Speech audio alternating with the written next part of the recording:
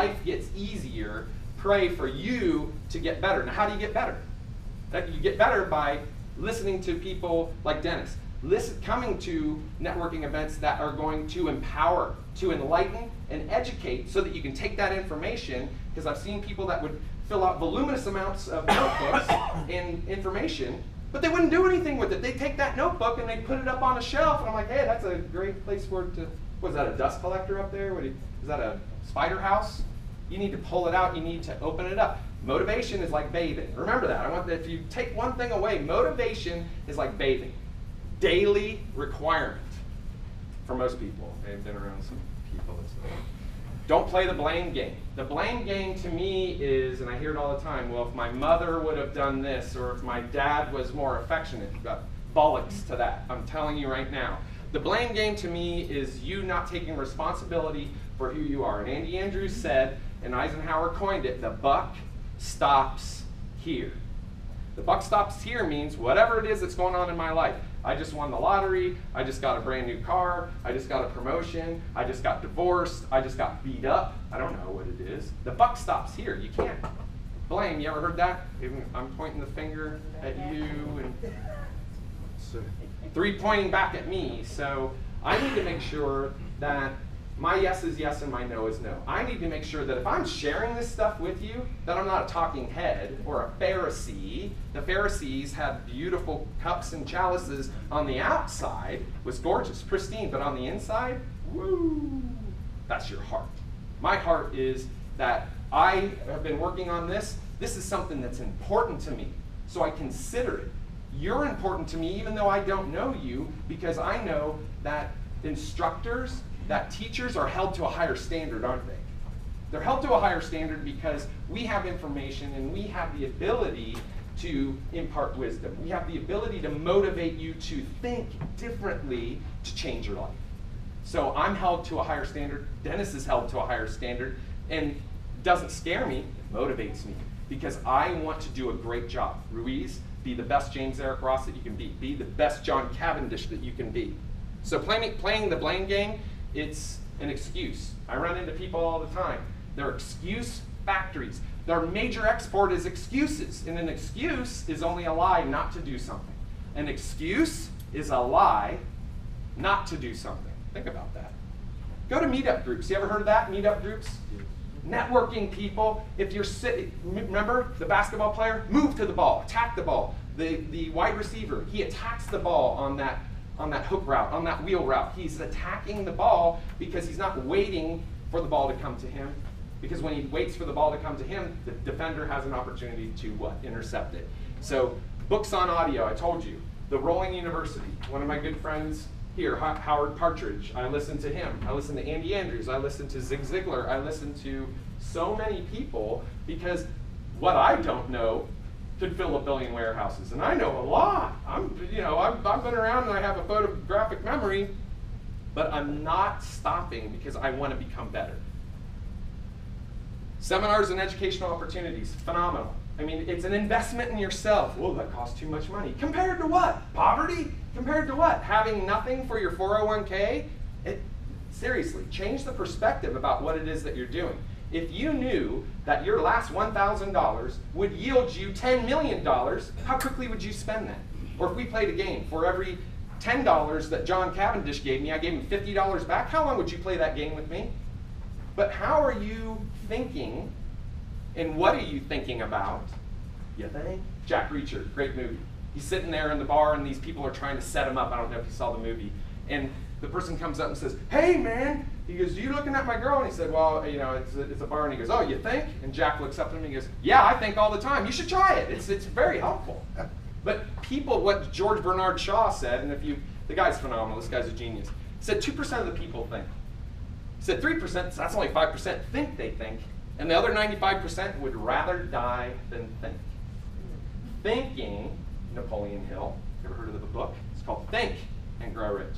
It's not sit on the couch and grow rich. It's not go to the refrigerator and go rich. It's not go hang out with my friends and have beer and whatever and get rich. It's thinking. Because when you think, we're not in Kansas anymore to me means you're not in Kansas anymore. You have to understand that there is a sequence, there is a standard by which if you follow this standard, if you follow the sequence and steps that I'm laying out, and I understand that this is a lot of information that I'm giving you, but I want you to, the one thing I want you to take away from this is that there's a possibility.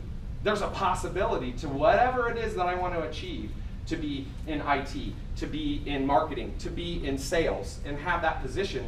Well, let's be more specific about what it is that you want to achieve. And I can help you with that, and Dennis will help you with that because we are givers. He's a major giver, Dennis is. Check him out, I'm telling you, utilize this man. He's an invaluable resource. Meditation, it's huge. Meditation to me is that you're clearing your mind, that you're not thinking about all the things that are weighing you down. And if you've never meditated before, I would actually submit that it's less than 2% of the population meditate.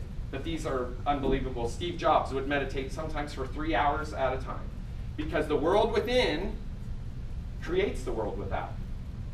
The world within, now I'm speaking a little bit about the law of attraction. If you hold something into your mind, positive or negative, it doesn't matter what it is, and you see that that comes up, and I could tell you story after story after story about thought force, I call it. Thought force is when you hold something, and I'll give you an example. I worked for Enterprise Rent-A-Car. I was the fastest promoted manager in corporate history, and people asked me, and I didn't know, when are you going to get in your car? When do you get your company car? When do you get your company car? I go, February. And it was weird. I'm like, why are all these people asking me when I get a company car? February. Guess what? February came, I was promoted, and I didn't even know it. He goes, oh, by the way, here's your list of cars from which you can choose. I'm getting goosebumps right now. That's not a coincidence, people. That's not a coincidence at all. I'm getting my car in February. I'm going to Tahiti and whatever. But when you hold on to that, believing in your heart that that's true for you, wild horses couldn't keep it from you. Just because you don't understand something, don't reject it for God's sake. If you don't understand something, learn about it. Go to James Eric Ross on YouTube and search this. This is going to be on YouTube, so you can see this anytime you want. You can plug in and just get a little dose of JER and help you out, to push you. Because the world within creates the world without. The world without is all of the external circumstances, your home, your relationship, your friendships, your job. So if you're focused on negativity, if you're focused on lack, if you're focused on strife, it's going to show up in your life over and over and over again. There's a law for light, but there's no law for darkness. There's a law for harmony, but there's no law for discord. There isn't. It doesn't exist. It exists in our mind. Remember, 7.5 billion realities. Kanai is about trying things new in order to create health, in order to create wealth, in order to create joy. Joy is intrinsic. I'm happy because my wife gave me a Jaguar for my birthday. I'm happy. I'm joyful because my kid made the honor roll. I'm joyful. Joy is internal. Happiness is external. You want to carry around that joy with you, don't you? And how do you do that? Carry the sunshine around when you live in Scotland or Ireland, where the lady on the bus said, oh no, what's that? He goes, don't worry, Mom, 'tis only the sun, because it doesn't shine over there. See? So she's understanding the fact that I can have joy if I carry that sunshine around with me every single day. Powerful relationships to me is, my mom constantly says this, she said, I've never met anybody that has more friends than you do. And my friends are, I have a billionaire as a friend. He's my age and he's a billionaire. How did he get there? But he looks to me and he's like, I've never met anybody like you. You have so much, you have more raw enthusiasm than and this guy knows a lot of people. The only reason I bring that up is because what are you doing to impact other people? How are your thoughts and how are your actions of excitement, enthusiasm impacting other people? Because they do. Guess what? That's also the opposite. Do you have someone that comes up to you and when they come up they go, wowsy, wowsy, woo, woo. Do you have an hour? Because I need to talk to you about my lumbago and my weeping bladder. It's like, okay, I don't have time for them. Now I pray for them, I love them, but I don't hang around those people because they don't serve me. And I'll share that with them too.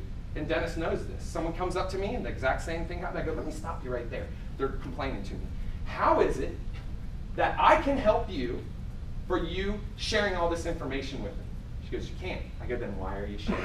And I do it with a loving heart, but I want to protect myself. I want to protect my mind so that I'm not meditating on the negative, all the things that are going wrong. And people, it's interesting because it's rote. They're like, they've memorized it, they rehearsed it because they share it with so many people. Powerful relationships, your life's purpose. What is it? I know what my life's purpose is. It feels good. It's to instruct, it's to enlighten, it's to entertain, and it's to give. I'm a giver. There's a book called The Go-Giver by Bob Burg. If you haven't read it, you got to read it. The Go-Giver. 5 immutable laws to stratospheric success. Life's purpose is nothing more than a commitment and resolve to live in a certain way and achieve specific objectives. Okay, that's like a egghead way of saying it, but your life's purpose is, what is it that you would do if money was not an object? If you knew that whatever you did would wildly succeed, because our whys are all different, aren't they? My why for why I do anything is different than yours. It's different from Dennis's. It's different from Will's. It's different from John's. And my ability to say, I have a purpose and I want to fulfill that purpose, if you don't have that, that's okay. And it doesn't matter if you're, Grandma Moses didn't start her career until she was 80. I think Zig Ziglar was 48 when he got his first paid gig. 48 years old. He did 2,000 speaking engagements for free. 2,000. But look what he did. And look at the impact that he has. He's been posthumously, he is the number 4, he's in the top 5 as far as motivational speakers. And he has been gone for going on 3 years now. I think it is 3 years. God love him. I cried when he passed. Bit by bit, you're going to create life circumstances that are suited to you. But you have to know, write down the things. For me, I love fix and flips. I'm doing a bunch of real estate because I like taking something that looks awful and make it look beautiful. I love restoring cars. I love buying old cars. I like music. I sing on Siesta Key. And those are passions of mine, but I've incorporated that into my life. What are you doing that you're holding back? You're saying, oh, that's stupid, or someone's not going to like that. Baloney. What someone else thinks of you, Johnny Depp, I don't give a whatever he said. He goes, I don't care what anybody thinks about me. I'm going to do what I need to do because I'm on a mission. I have a purpose, and you're not going to put me off of that. And I like the quote. You can't stop me from being happy. And that's Pharrell's song. I sing it every day. 2 minutes and 40 seconds. Clap along if you feel like a room without a roof, because I am happy. Most have no idea because we weren't taught. We weren't taught. If you look at the school, the education that I went through, K through 12, no one taught me what a W-2 was. No one taught me what retirement or a 401k was. No one taught me the difference between tax on the seed or tax on the harvest. They never taught me how to make money. Not at all. What 19% APR means to you on a credit card. How important your credit score is. Don't you think that those are salient issues that we should teach our kids? How to make money? So why don't we? We don't, because we want to keep we need the McDonald's workers and we need all these people, but that's okay because it doesn't matter what anybody teaches you. You can break out of that by having an idea, by changing your perspective, right? When you change the way you look at something.